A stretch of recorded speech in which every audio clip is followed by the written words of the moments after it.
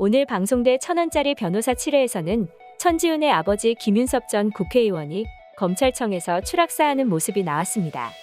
천지훈은 상당히 충격을 받은 것 같았어요. 평소에 강인한 아버지를 존경해 왔기 때문에 자신이 검찰 수사를 진행한다고 해서 이렇게 허무하게 세상을 떠나리라고는 상상도 못했을 것 같은데요.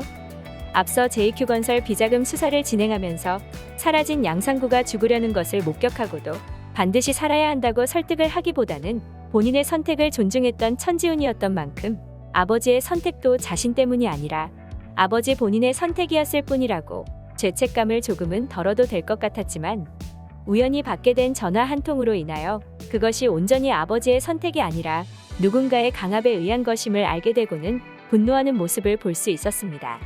게다가 1,000원짜리 변호사 8회 예고편을 살펴보면 아버지의 죽음 이후에도 수사를 진행하던 천지훈이 오히려 압수수색을 당하는 것 같았는데요. 아마도 외압에 의하여 수사는 중단이 된 것 같고 결국 비자금이 어디로 흘러갔는지 밝혀내지 못한 채 아버지만 죽게 만든 천지훈은 상당한 괴로움에 시달릴 것 같은데요. 그렇기 때문에 이후에 천지훈은 포기하지 않고 JQ건설의 비자금이 흘러간 곳을 찾아내기 위하여 은밀하게 수사를 진행하게 되지 않을까 싶습니다. 그 와중에 아버지를 죽게 만든 이를 찾아내 살인죄와 동급인 위력자살교사죄를 적용하여 처벌을 하고자 노력하고 싶을 것 같지만 전화를 건 남자의 핸드폰마저 대포폰이라서 범인을 특정할 만한 단서가 하나도 없는 상황인데요.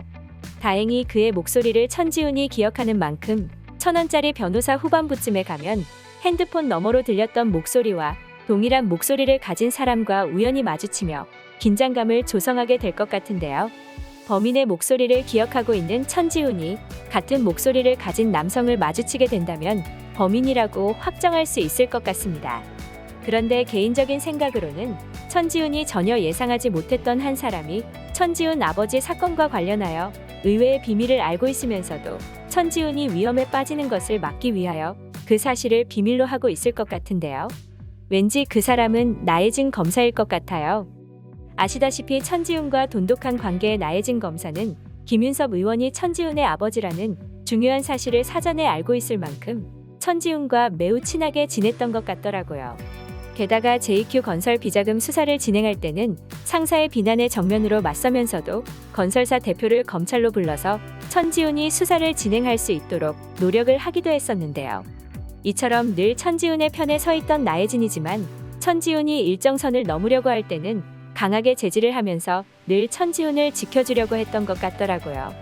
그렇기 때문에 아버지를 수사하려는 천지훈이 상당한 어려움을 겪을 것을 예상하고 아버지를 수사할 수는 없다고 설득하려고 했던 것 같은데요.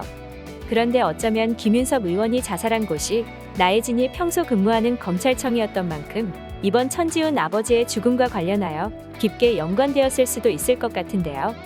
예를 들어 나혜진이 퇴근하는 길에 우연히 김윤섭이 누군가와 통화하는 내용을 듣고 그 사람이 누군지 짐작하고 있지만 만약 그 사실을 천지훈이 알게 된다면 큰 위험에 빠질 수 있기 때문에 말을 하지 않을 수도 있다는 생각이 들더라고요.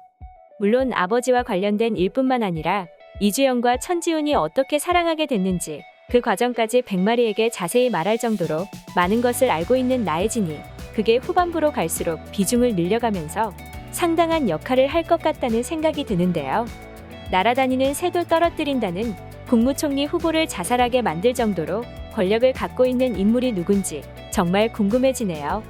과연 나혜진은 의외의 비밀을 감추고 있는 중요한 인물로 그게 후반부에 급부상하게 될까요? 다음 회가 정말 기대되네요. 오늘 영상 재밌으셨다면 구독과 좋아요 부탁드려요.